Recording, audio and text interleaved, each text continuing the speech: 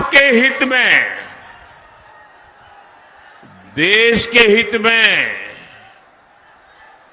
और ज्यादा बड़े फैसले देश लेने वाला है। साथियों, मैं हिंदुस्तान के कोने कोने में इन दिनों जनता जनार्दन के आशीर्वाद मांगने के लिए जा रहा हूं और देश के कोने में जहां जहां गया, शहर हो, गांव हो, पुरुष हो, स्त्री हो, युवा हो, युवती हो, पूरे देश एक ही बात कह रहा है, फिर एक बार, फिर एक बार, फिर एक बार। भाइयों और बहनों, आज दूसरे चरण का मतदान भी चल रहा है। ये लोकतंत्र का महापर्व है। मेरे सभी मतदाताओं से, विशेषकर युवा वोटर से अपील है कि ज्यादा से ज्यादा संख्या में वोट डालने के लिए जाएं। मैं जानता हूं गर्मी का समय है, लेकिन विपरीत परिस्थितियों में भी हमें देश के हित में, लोकतंत्र की मजबूती के लिए वोट देने का अपना कर्तव्य निभाना ही चाहिए। हमें एक कदम भी पीछे नहीं रहना चाहिए। और मेरा तो आपसे भी आग्रह है, जब आपके यहां मतदान का दिवस हो, हर पोलिंग बूथ में यात्रा निकाल करके 20-20, 25-25 लोग गीत गाते गाते, थाली बजाते बजाते, उत्सव मनाते मनाते पोलिंग स्टेशन पर वोट देने के लिए जाना चाहिए। पोलिंग बूथ पर उत्सव का वातावरण होना चाहिए। ये लोकतंत्र है। प्रचार में कितनी ही तू मैं चलती रहे, लेकिन मतदान का दिन पूरे इलाके का उत्सव का दिन होना चाहिए। साथियों, 2024 का ये चुनाव भारत को आर्थिक और सामरिक रूप से शक्तिशाली बनाने के लिए चुनाव है और इसमें बिहार के आप सभी मेरे जागरूक भाई बहनों की बहुत बड़ी भूमिका है। गुलामी के लंबे कालखंड से पहले जब बिहार समृद्ध था, तब भारत एक महाशक्ति था। आज जब भारत दुनिया की तीसरी सबसे बड़ी आर्थिक महाशक्ति बनने के लिए चल पड़ा है, तो बिहार की भी इसमें बहुत बड़ी भूमिका है। बिहार के लोगों की प्रतिभा, यहां के लोगों की बौद्धिकता, यहां के लोगों की परिश्रम की पराकाष्ठा करके दिखाने का जो जज्बा है ना, ऐसा जज्बा कहीं और देखने को नहीं मिलता है।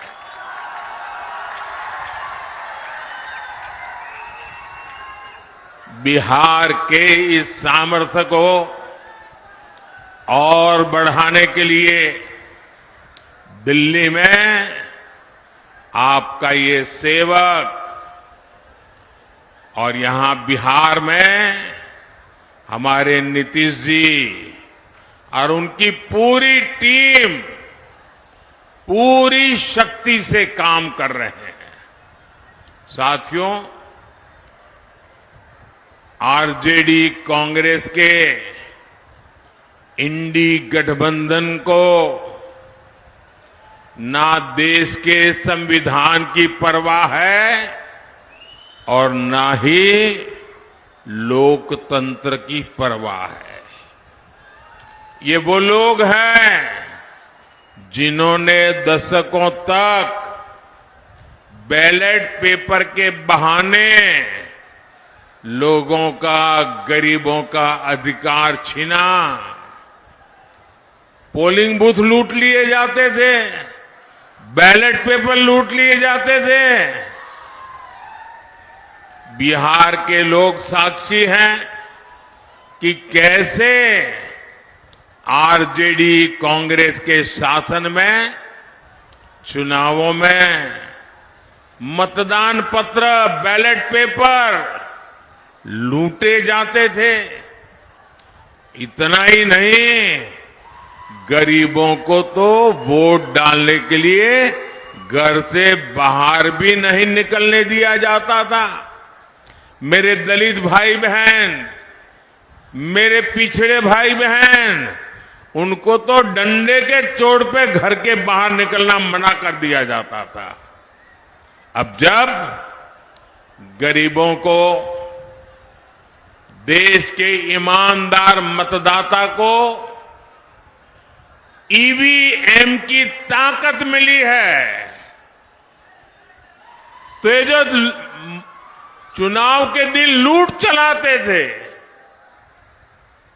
वोट हड़प करने के खेल खेलते थे, इन लोगों से बर्दाश्त नहीं हो रहा था। अभी भी वो परेशान है और इसलिए उनका दिन रात यही काम रहता है, कैसे भी करके ईवीएम हटना चाहिए, ये बटन दबाने वाला खेल बंद होना चाहिए। यही उनका खेल चल रहा है। इंडी गठबंधन के हर नेता ने ईवीएम को लेकर जनता के मन में संदेह पैदा करने का पाप किया है। लेकिन आज देश के लोकतंत्र की ताकत देखिए, बाबा साहब आंबेडकर के संविधान की ताकत देखिए। आज सुप्रीम कोर्ट ने अभी 1-2 घंटे पहले ही मतपेटियों को लूटने का इरादा रखने वालों को ऐसा गहरा झटका दिया है, ऐसा गहरा झटका दिया है कि उनके सारे सपने चूर चूर हो गए हैं। आज उच्च न्यायालय ने, सुप्रीम कोर्ट ने साफ साफ कह दिया है कि बैलेट पेपर वाला पुराना दौर वापस लौट करके नहीं आएगा।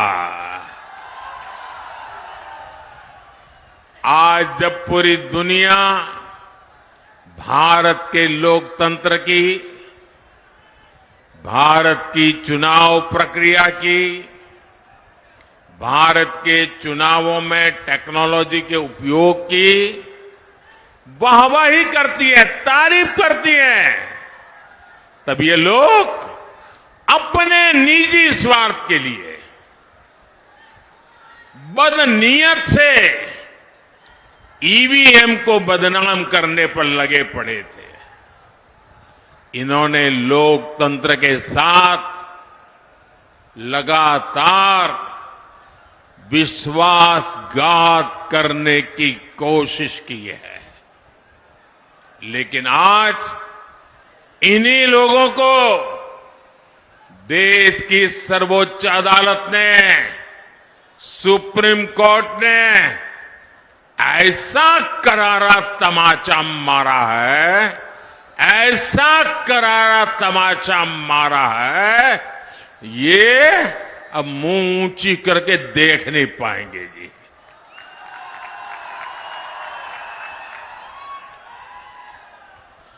भाइयों बहनों, आज का दिन लोकतंत्र के लिए शुभ दिन है।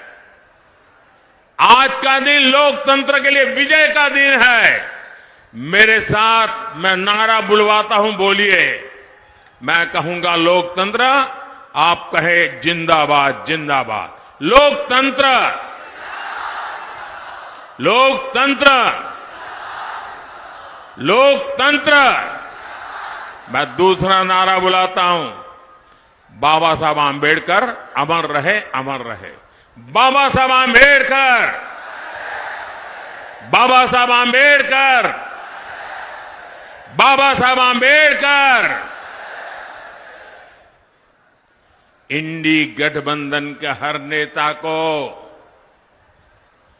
देश की जनता की माफी मांगनी चाहिए। माफी मांगनी चाहिए कि नहीं मांगनी चाहिए?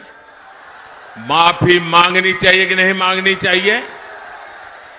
साथियों, आज देश में राजनीति की दो मुख्य धाराएं बन गई हैं।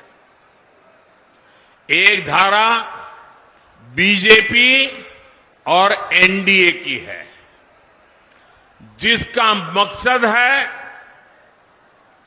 देश के लोगों को सशक्त करना, हर लाभार्थी के दरवाजे तक खुद जाकर उसे लाभ पहुंचे। इसके विपरीत एक ऐसी धारा है कांग्रेस और आरजेडी की, इंडी गठबंधन वालों का मकसद है देश के लोगों से छीनना, उन्हें तरसा कर रखना और खुद की तिजोरी भरना। जैसे कांग्रेस हो या आरजेडी, इन दोनों पार्टियों ने बिहार के लोगों को विकास के लिए तरसा कर रखा। इन दोनों पार्टियों ने मिलकर बिहार के करोड़ों लोगों को दाने दाने का मोहताज बना दिया था। किसी के पास खेत खलिहान है तो नौकरी के बदले उसकी जमीन छीन लो, किसी पास नौकरी है तो तनख्वाह छीन लो, किसी के पास गाड़ी है तो गाड़ी छीन लो, कोई थोड़ा भी सामर्थ्यवान है तो उसका अपहरण करवा लो। यही जंगल राज के दिनों का हाल था। यही आरजेडी और कांग्रेस के शासन का तरीका था। नीतीश जी ने और बीजेपी के लोगों ने और एनडीए के सब साथियों ने बड़ी मेहनत करके बिहार को उस जंगल राज से बाहर निकाला है। अब एनडीए की सरकार मिलकर प्रयास कर रही है कि हर लाभार्थी के दरवाजे पर पहुंचे, उन्हें अपनी योजनाओं से जोड़े। पिछले 10 साल में बिहार के लोगों को 50,000 करोड़ रुपए, ये आंकड़ा याद रखोगे? मेरे बिहार के लोग तो बहुत जागरूक है। मैं जो आंकड़ा बोल रहा हूं याद रखोगे? जरा आप जवाब दे तो मैं बोलूं। जो मैं आंकड़ा बोल रहा हूं याद रखोगे? जो आंकड़ा मैं कह रहा हूं याद रखोगे? 50,000 करोड़ रुपए से ज्यादा डायरेक्ट बेनिफिट ट्रांसफर के तहत सीधा दिल्ली से आप सब लोगों के खाते में भेजे गए हैं। 50,000 करोड़ रुपया। अररिया और सुपौल के किसानों के बैंक खाते में पीएम किसान सम्मान निधि के 1,600 करोड़ रुपए जमा हुए हैं। कोई बिचौलिया नहीं, कोई रिश्वत नहीं, कोई कट नहीं, कोई चोरी नहीं, सीधा किसान के खाते में मोदी ने भेजा है। यहां अररिया और सुपौल दोनों जिलों में गरीबों को 3 लाख पक्के घर मिले हैं। 3 लाख पक्के घर। साथियों, बहनों बेटियों के जीवन को आसान बनाना ये एनडीए की प्राथमिकता है। बहनों को उनकी सुविधा के लिए नल से जल मिला है, शौचालय मिला है, मुफ्त बिजली कनेक्शन मिले हैं। एनडीए सरकार की मुफ्त राशन की योजना ने हमारी माताओं, बहनों, बेटियों की बहुत बड़ी चिंता समाप्त कर दी है। 5 लाख रुपए तक के मुफ्त इलाज वाली आयुष्मान योजना बहनों बेटियों के लिए नई संजीवनी बनाई है। भाइयों बहनों, हम लोग तो जानते हैं अपने परिवारों में, क्योंकि मैं भी तो आप ही की तरह बिल्कुल सामान्य परिवार से, गरीब परिवार में पैदा होकर के आया हूं, और इसलिए मैंने वो दुख दर्द क्या होता है ना, वो जी करके आया हूं। कांग्रेस ने दलितों, पिछड़ों, आदिवासियों के आरक्षण का हक छीनने की बहुत गहरी साजिश रची है, और ये मैं बहुत जिम्मेवारी पूर्वक कहता हूं। देश के संविधान ने, बाबा साहब आंबेडकर ने साफ साफ कहा है कि भारत में धर्म आधारित आरक्षण नहीं हो सकता। लेकिन कांग्रेस पूरे देश में धर्म आधारित आरक्षण के लिए जोर लगा रही है। कांग्रेस चाहती है कि उसका कर्नाटका का आरक्षण का जो मॉडल है वो पूरे देश में लागू हो। और ये कर्नाटका का आरक्षण का मॉडल क्या है, ये कर्नाटका का रिजर्वेशन का मॉडल क्या है, आप सब बिहार के मेरे भाइयों बहनों को मैं ध्यान से समझाना चाहता हूं। और जो लोग नहीं है ना, उनको भी मेरा वीडियो जरूर भेज देना, पूरे बिहार के घर घर में पहुंचा देना। मैं जरा बड़े दर्द और दुख के साथ, और आपकी चिंता है ना इसलिए मैं बात कहना चाहता हूं। कर्नाटका का मॉडल क्या है?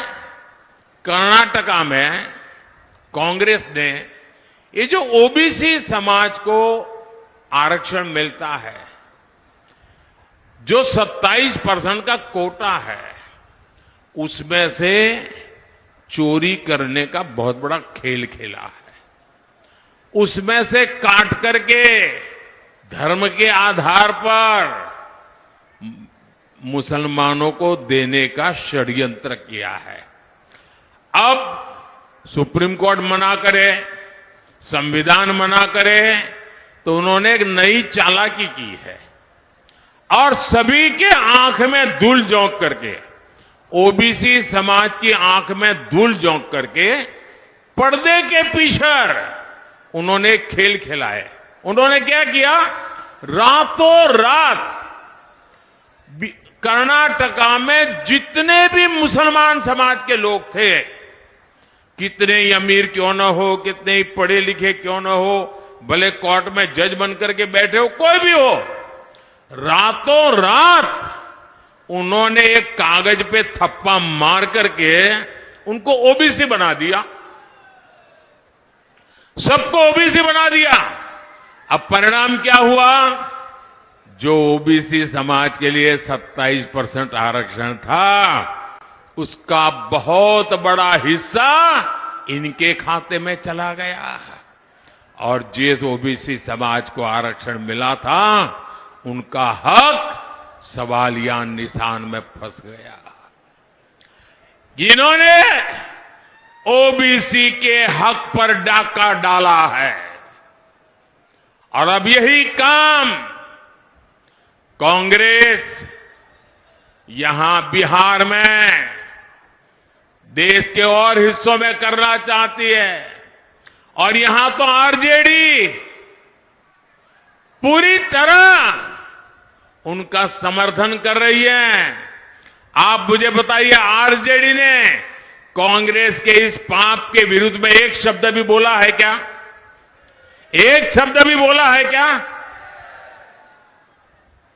यानी यहां बिहार के हमारे जो कुर्मी भाई बहन हैं, कुशवाहा भाई बहन है, मंडल है, यादव है, निषाद है, कई सारी हमारी जातियां ओबीसी समाज में आती है और मैं खुद उसमें से आता हूं, इसलिए मुझे पता है कि हम लोगों की जिंदगी क्या है। ओबीसी जातियों का आरक्षण छीनकर कांग्रेस अपने चहेते वोट बैंक को देना चाहता है। मैं जरा मेरे बिहार के जागरूक नागरिकों से पूछना चाहता हूं, आप मुझे पूरी ताकत से जवाब देंगे? आप सब मुझे जवाब देंगे? जो पीछे खड़े हैं वो भी जवाब देंगे, जो इधर बैठे हैं वो भी जवाब देंगे, जो इतने दूर से मुझे देख नहीं पा रहे वो भी जवाब देंगे। क्या आप ओबीसी के आरक्षण को लूटने देंगे? क्या आप ओबीसी के आरक्षण पर डाका डालने देंगे? क्या आप अपना हक जाने देंगे? आज इनकी नजर ओबीसी के हक पर है, कल कांग्रेस आरजेडी इसी तरीके से एसटी एससी का हक भी छीनने का पाप करेगी, ये मैं आपको चेताना चाहता हूं।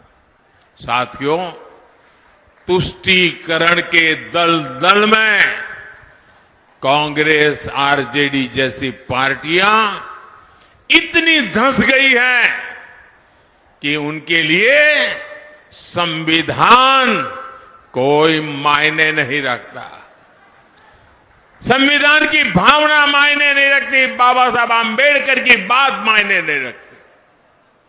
2011 में जब दिल्ली में आरजेडी और कांग्रेस की सरकार थी, ये आरजेडी वाले सरकार में थे, तब उस समय के प्रधानमंत्री डॉक्टर मनमोहन सिंह जी की कैबिनेट ने ओबीसी आरक्षण का हिस्सा छीनकर, डाका डालकर धर्म के आधार पर वोट बैंक को आरक्षण देने की मंजूरी दे दी थी।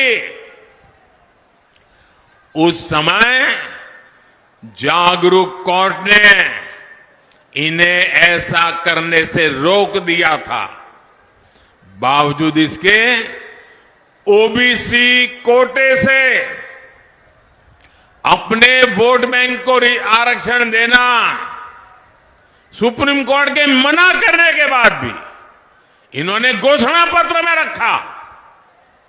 साथियों, जब मैं कांग्रेस द्वारा सिर्फ मुसलमानों को प्राथमिकता दिए जाने की बात करता हूं, इंडी गठबंधन का भेदभावपूर्ण रवैया देश के सामने रखता हूं, तो कुछ लोग आग बबूला हो जाते हैं। उनकी पूरी इकोसिस्टम पिछले एक सप्ताह से मेरे बाल की खाल उधेड़ रही है, मेरे बाल नोच रही है। आज मैं इन सबको चुनौती देता हूं। पहले तो ये समझ लें, 25 साल हो गए, आपने मुझे बहुत डराने की कोशिश की, अभी तक नहीं डरा पाए हो। अब कोशिश बंद कर दो। साथियों, इन्होंने यहां तक झूठ फैलाया कि अभी डॉक्टर मनमोहन जी ने ऐसा कहा ही नहीं था कि देश के संसाधनों पर पहला हक मुसलमानों का है।